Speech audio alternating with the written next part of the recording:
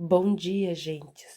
Vamos para a nossa leitura de hoje, João capítulo 4.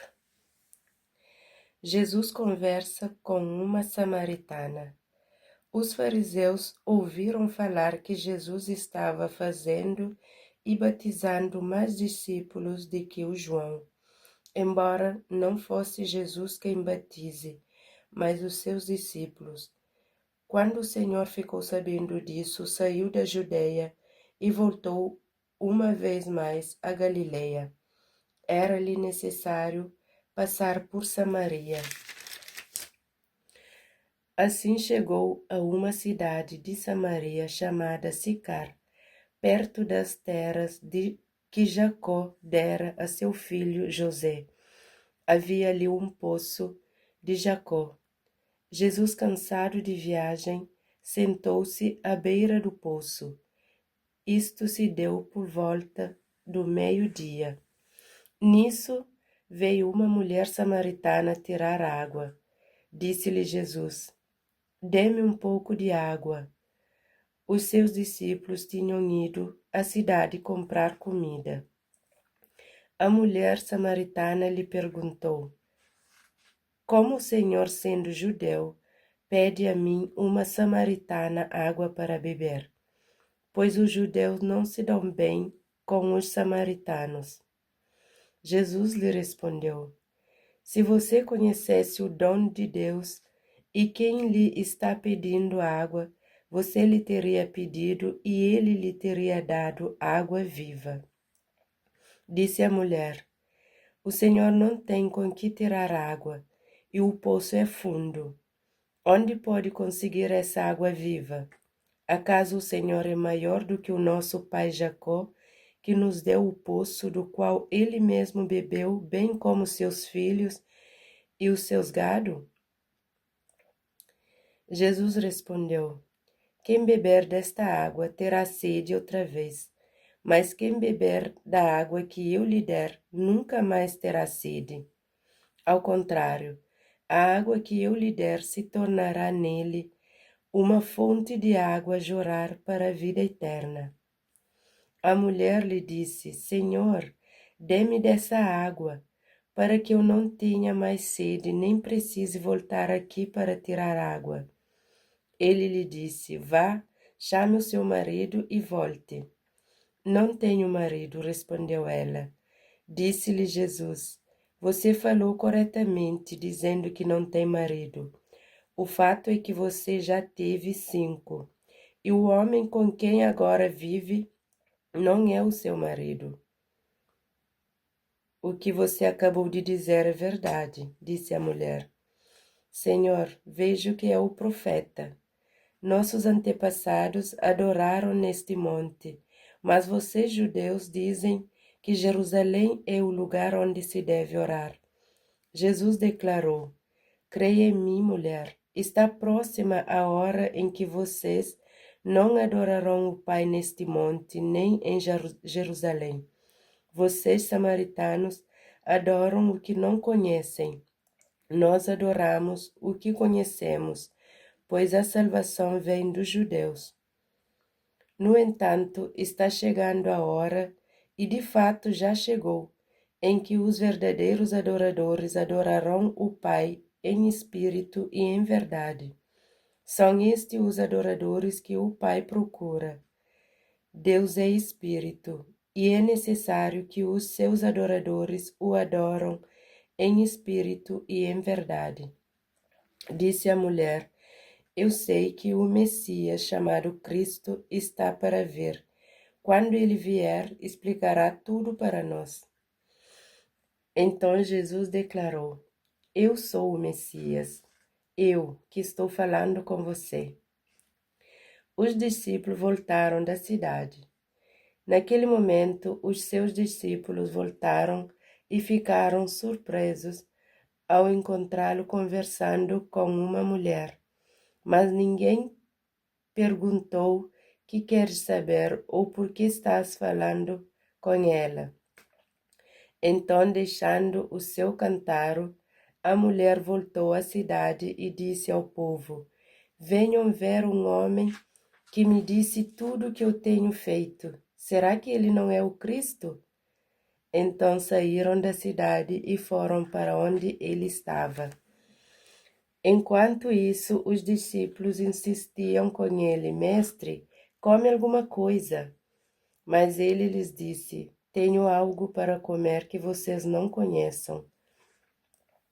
Então os seus discípulos disseram uns aos outros: Será que alguém lhe trouxe comida?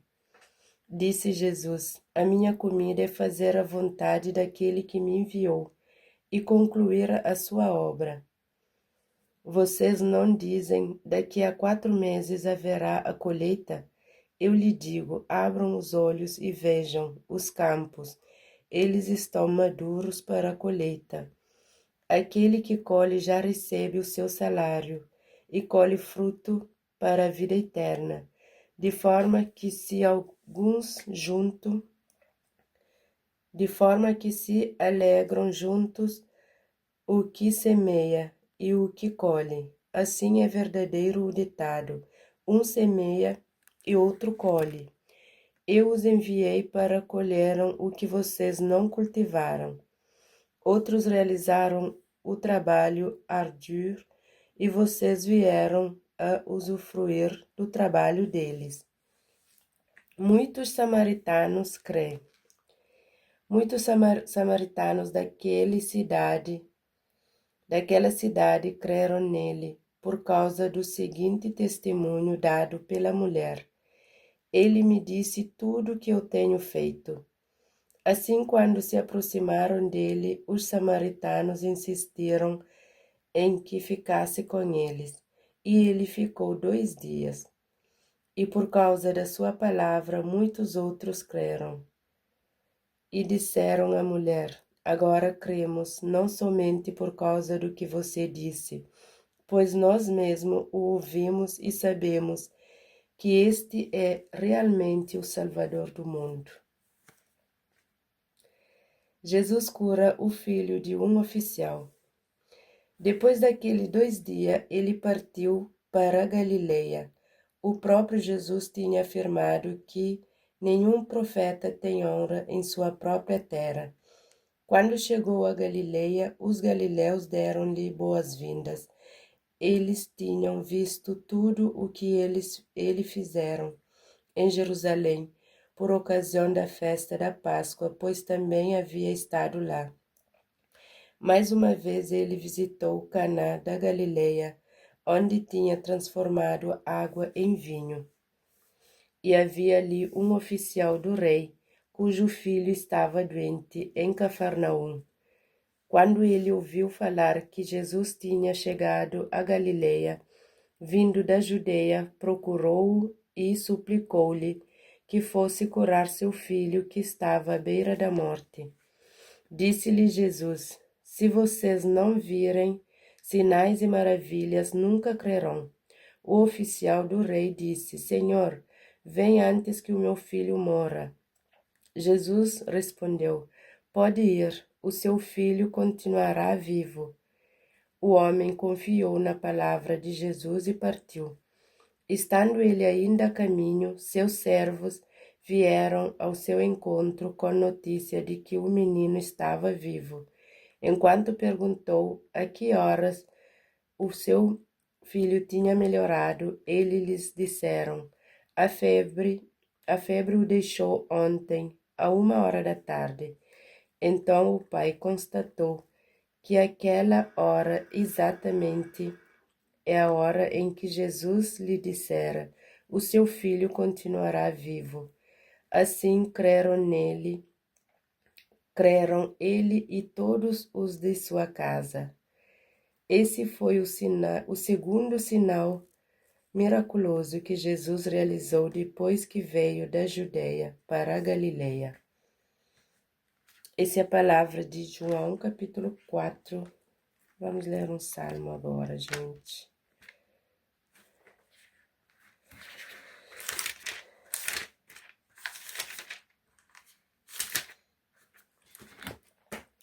Salmo número 1. Como é feliz aquele que não segue o conselho dos ímpios, não imita a conduta dos pecadores, nem se assenta na roda dos zombadores. Ao contrário, sua satisfação está na lei do Senhor, e nessa lei medita dia e noite. É como árvore plantada à beira de água correntes, dá fruto no tempo certo, e suas folhas não murcham. Tudo o que ele faz prospera. Não é o caso dos ímpios, são como palha que o vento leva. Por isso os ímpios não resistirão no julgamento, nem os pecadores na comunidade dos justos. Pois o Senhor aprova o caminho dos justos, mas o caminho dos ímpios leva à destruição. Palavra da salvação. Glória a vós, Senhor.